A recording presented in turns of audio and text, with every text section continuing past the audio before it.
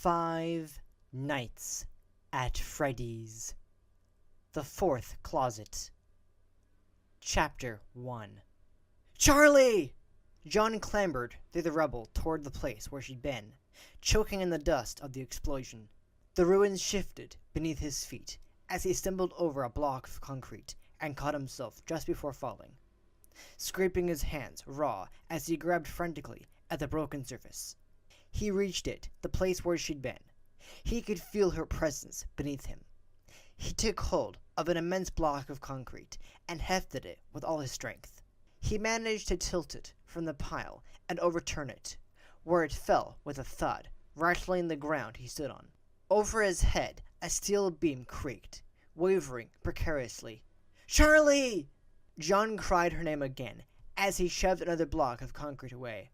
"Charlie, I'm coming!" He was gasping for breath, moving the remains of the house with desperate, adrenaline-fueled strength. But the adrenaline was running thin. He set his jaw and pressed on. His palms slipped as he tried to lift the next block, and when he looked, he realized, dazedly, that his hands left streaks of blood wherever they touched. He wiped his palms on his jeans and tried again. This time, the broken concrete moved, and he balanced it on his thighs and took it 3 steps away, then dropped it on a pile of debris. It crashed down onto the rubble and shattered rock and glass beneath it, starting an avalanche of its own. And then, beneath the sound of wreckage, he heard her whisper, "John, Charlie." His heart stopped beating as he whispered back to her, and again the rubble moved under his feet. This time he fell, landing hard on his back, knocking the wind out of him. He struggled to inhale, his lungs useless. Then, haltingly, he began to breathe. He sat up, light-headed, and saw what the collapse had revealed. He was in the little hidden room in Charlie's childhood house. Before him was a plain, smooth metal wall. At the center was a door. It was only an outline, without hinges or a handle, but he knew what it was because Charlie had known when she stopped running in the midst of their escape and pressed her cheek against the surface, calling to someone or something inside. "John." She whispered his name again, and the sound seemed to come from everywhere at once, bouncing off the walls of the room. John got to his feet and put his hands on the door. It was cool to the touch. He pressed his cheek to it, just as Charlie had, and it grew colder, like it was draining the warmth from his skin. John pulled back and rubbed the cold spot on his face, still watching the door as the shiny metal began to dull before his eyes. Its color paled, and then the door itself began to thin, its solidity vanishing until it looked like frosted glass. And John saw there was a shadow behind the glass, the figure of a person. The figure stepped closer, the door clarifying, until he could almost see through it. He moved closer, mirroring the figure on the other side. It had a face, sleek and polished, its eyes like a statue's, sculpted but unseeing. John peered through the door between them, his breath clouding the near-transparent barrier. Then suddenly the eyes snapped open. The figure stood placidly before him, the eyes fixed on nothing. They were clouded and unmoving, dead. Someone laughed, a frantic, mirthless sound that echoed in the small, sealed room, and John looked wildly around for the source. The laughter rose in pitch, growing louder and louder. John covered his ears with his hands as the piercing noise became unbearable. "Charlie!" he cried again. John jerked awake, his heart racing. The laughter went on, following him out of the dream. Disoriented, his eyes darted around the room, then lit on the TV, where a clown's painted face filled the screen, caught in a convulsive fit of laughter. John sat up, rubbing his cheek where his watch had been pressing into it. He checked the time, then breathed a sigh of relief. He had just enough time to get to work. He sat back, taking a moment to catch his breath. On the TV screen, a local news anchor was holding a mic up for a man dressed as a circus clown, complete with a painted face, a red nose, and a rainbow-colored wig. Around his neck was a collar that looked like it belonged in a Renaissance painting, and he was wearing a full yellow clown suit, with red pom-poms for buttons. "So, tell me," the anchor said brightly, "did you already have this costume, or did you make it especially for this grand opening?" John switched the TV off and headed for the shower. He'd been at it all day, but the noise was still unbearable. A rattling, clanging din, punctuated by shouts and the intermittent, earth-shaking clatter of jackhammers. John closed his eyes, trying to blot it out. The vibrations resounded in his chest, filling him up, and amid the noise the sound of desperate laughter suddenly rang in his ears. The figure from his dreams came to him again, just out of sight, and he felt as though, if he just turned his head the right way, he could see the face behind the door. "John!" John turned. Lewis was standing a foot away, giving him a puzzled stare. "I called your name 3 times," he said. John shrugged, gesturing at the chaos around them. "Hey, some of the guys are going out after this. You coming?" Lewis asked. John hesitated. "Come on, it'll be good for you. All you do is work and sleep." He laughed good-naturedly and slapped John on the shoulder. "Right, good for me." John smiled back, then looked at the ground as the expression faded. "I just have so much going on right now." He tried to sound convincing. "Right, lots going on. Just let me know if you change your mind." He clapped John on the shoulder again and headed back to the forklift. John watched him straight away. It hadn't been the first time John had turned them down. Not the second time or the third. And it occurred to him that eventually they would stop trying. That there would be a moment when they would all just give up. Maybe that would be for the best. "John!" Another voice called. Now what? It was the foreman, shouting at him from the door of his standalone office. A trailer that had been brought on site for the duration of the construction, and sat precariously on a dirt ledge. John trudged across the construction site, ducking through a vinyl sheet in the trailer's doorway.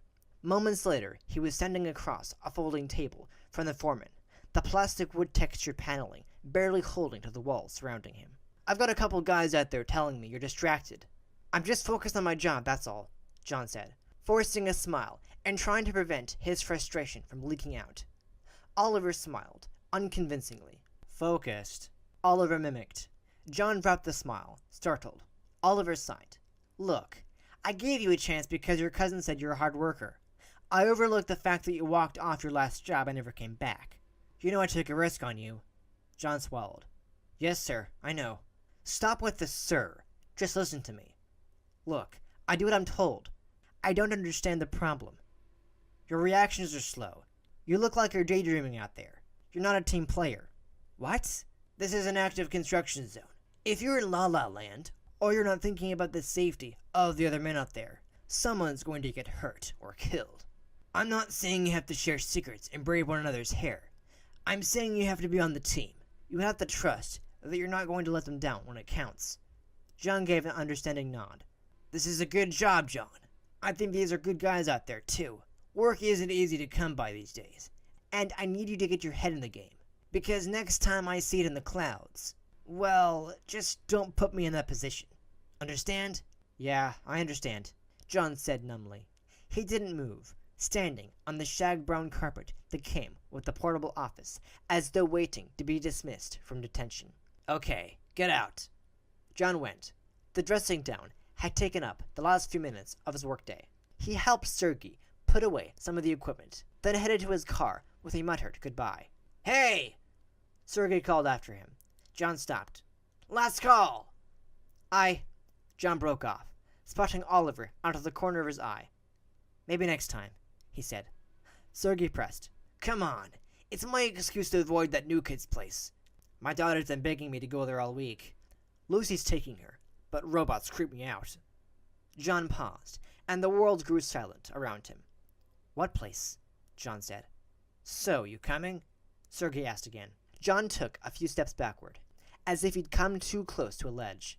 "Maybe another time," John said, and walked decidedly to his car. It was old and brownish red, something that might have been cool in high school.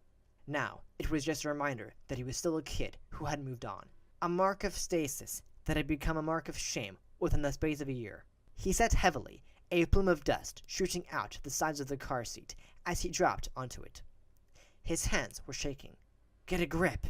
He closed his eyes and clutched the wheel, steadying himself. "This is life now, and you can do it," he whispered, then opened his eyes and sighed. "Sounds like something lame my dad would have said." He turned the key. The drive home should have been 10 minutes, but the route he took was closer to half an hour. as it avoided driving through town. If he didn't drive through town, there was no risk of running into people he didn't want to talk to. More importantly, he didn't risk running into the people he did want to talk to. Be a team player. He couldn't muster real resentment toward Oliver. John wasn't a team player. Not anymore. For almost 6 months, he had been coming and going from home to work like a train on a track, stopping to buy food now and then, but not much else. He spoke only when necessary, avoided eye contact. He was startled when people spoke to him, whether they were coworkers saying hello or strangers asking the time. He made conversation, but he was getting better at speaking while walking away. He was always polite, while also making it clear he had somewhere to be, made obvious when necessary by suddenly turning in the opposite direction. Sometimes he felt like he was fading away, and it was jarring and disappointing to be reminded that he could still be seen. He pulled into the lot of his apartment complex, a 2-story building not really meant for long-term tenants. There was a light in the window of the manager's office. He had tried for a month to track the open hours, then given up, concluding that there was no pattern. He grabbed an envelope from the glove compartment and headed toward the door. He knocked, and there was no response, though inside he could hear sounds of movement. He knocked again, and this time the door opened partially. An old woman with the skin of a lifelong smoker peered out at him. "Hey, Delia." John smiled. She didn't smile back. "Rent check." John handed an envelope to her. "I know it's late. I came by yesterday, but no one was here. Was it during business hours?" Delia peered into the envelope carefully, as though suspicious of what might be inside. "The lights were off, so—" "Then it wasn't during business hours." Delia bared her teeth, but it wasn't really a smile. "I saw you hung up a plant," she said abruptly. "Oh yeah." John peered over his shoulder toward his apartment, as though he might be able to see it from where they stood. "It's nice to take care of something, right?" John tried to smile again, but quickly gave up, engulfed in a vacuum of judgment that allowed for no levity. "That's allowed, right? To have a plant?" "Yes, you can have a plant." Delia took a step back inside and looked poised to close the door. "People don't usually settle in here, that's all. Usually there is a house, then a wife, and then the plant." "Right." John looked down at his shoes. "It's just been a rough—" he began, but the door closed with a firm thunk. "Year." John considered the door for a minute, then headed to the ground floor apartment at the front of the complex, now his for another month. It was a single-bedroom unit with a full bath and half a kitchen. He kept the blinds up while he was away to show that he had nothing. The area was prone to burglaries, and it seemed like a safe bet to telegraph the fact that there was nothing to steal here. Once inside, John locked the door behind him and carefully slid the chain into place. His apartment was cool and dark and quiet. He sighed and rubbed his temples. The headache was still there, but he was growing accustomed to that. The place was sparsely finished. It had come that way. And the only personal touch he had added to the living room was to stack 4 cardboard boxes full of books against the wall below the window. He glanced at them with a disappointed familiarity. He went into the bedroom and sat down on his bed, the springs creaking stiffly beneath him. He didn't bother turning on the light. There was enough daylight still leaking through the small dingy window above his bed. John looked toward his dresser, where a familiar face looked back at him. A toy rabbit's head, its body nowhere to be found. "What did you do today?" John said, meeting the plush rabbit's eyes, as if it might show a spark of recognition. Theodore just stared back blankly, his eyes dark and lifeless. "You look terrible, worse than me." John stood and approached the rabbit's head. He couldn't ignore the smell of mothballs and dirty fabric. John's smile faded, and he grabbed the head by the ears and held it in the air. "Time to throw you away." He considered it almost every day. He clenched his jaw, then set it back on the dresser carefully and turned away, not wanting to look at it further. He closed his eyes, not expecting sleep to come, but hoping. He hadn't slept well the night before, or the night before that. He had come to dread sleep. He put it off as long as he could, walking miles of road until late at night, returning home and trying to read, or just staring at the wall. The familiarity was frustrating. He grabbed his pillow and went back to the living room. He lay down on the couch, swinging his legs over the arm so he could fit. The silence in the little apartment was beginning to ring in his ears. and he grabbed the remote off the floor and turned on the TV. The screen was black and white, and the reception was terrible. He could scarcely make out faces through the static, but the chatter of what sounded like a talk show was rapid and cheerful. He turned the volume low and settled back, staring at the ceiling and half listening to the television voices, until slowly he drifted into sleep. Her arm was limp, the only part of her he could see dangling from the twisted metal suit. Blood ran in red rivers down her skin, pooling on the ground. Charlie was all alone. He could hear her voice again if he tried. "Don't let go! John!" She called my name. And then that thing. He shuddered, hearing again the sound of the animatronic suit snapping and crunching. He stared at Charlie's lifeless arm, as if the world around them had disappeared, and the noise echoed in his head. His mind conjured up thoughts unbidden. The crunching sounds were her bones. The tearing was everything else. John opened his eyes with a start. A few feet away, a studio audience laughed, and he looked at the TV, its static and chatter bringing him back to waking life. John sat up, rolling his neck to work out kinks. The couch was too small, and his back was cramped. His head ached, and he was exhausted but restless, the shot of adrenaline still working its way through his system. He went out, locking the door forcefully behind him, and breathed in the night air.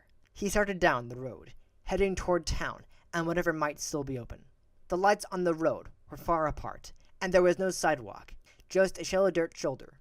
Few cars passed him, but when they did, they loomed up from around corners or cresting hills, blinding him with headlights and rushing by with a force that sometimes threatened to knock him back. He began to notice himself edging ever closer to the road as he walked, playing a half-hearted game of chicken. When he found himself too far out, he would always take deliberate steps back to the shoulder, and it was always with a secret, sinking disappointment in himself that he would do so. As he approached town, lights pierced the darkness once again, and he shielded his eyes and took a step back from the road. This one slowed as it passed, then came to a sudden stop. John turned and walked a few steps toward it as the driver's window rolled down. "John?" someone called. The car went into reverse and haphazardly pulled onto the shoulder. John jumped out of his path. A woman stepped out and took a few steps toward him, as if she might try to hug him, but he stayed planted where he was, his arms stiff at his sides, and she stopped a few feet away. "John, it's me," Jessica said, with a smile that quickly faded. "What are you doing out here?" she asked. She was wearing short sleeves, and she rubbed her arms against the night air, glancing back and forth along the near-deserted road. "Well, I could ask you the same thing," he answered, as though she had accused him of something. Jessica pointed over John's shoulder. "Gas." She smiled brightly at him, and he couldn't help but mirror her a little. He had almost forgotten this ability of hers, to turn on cheerful goodwill like a faucet, splashing it over everyone. "How have you been?" she asked cautiously. "Fine. Working mostly." He gestured down at the dusty work clothes he hadn't bothered to change out of. "What's new with you?" he asked, suddenly aware of the absurdity of the conversation as cars passed nearby. "I really have to be going. Have a good night." He turned and began to walk away without giving her a chance to speak. "I miss seeing you around," Jessica called, "and so does she." John paused, digging at the dirt with one foot. "Listen." Jessica took a few quick steps to catch up to him. "Carlton's going to be in town for a couple of weeks. It's spring break. We're all getting together." She waited expectantly, but he didn't respond. "He's dying to show off his new cosmopolitan persona," Jessica added brightly. "When I talked to him on the phone last week, he was faking a Brooklyn accent to see if I'd notice." She forced a giggle. John smiled fleetly. "Who else is going to be there?" he asked, looking directly at her for the first time since she got out of the car. Jessica's eye narrowed. "John, you have to talk to her sometime." "Why is that?" he said brusquely, and started walking again. "John, wait!"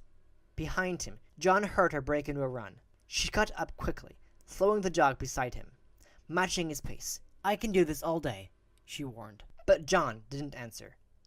"You have to talk to her," Jessica repeated. He gave her a sharp look. "Charlie's dead," he said harshly, the words rasping in his throat. It had been a long time since he spoke the words aloud. Jessica stopped in her tracks. He kept going. "John, at least talk to me." He didn't answer. "You're hurting her," she added. He stopped walking.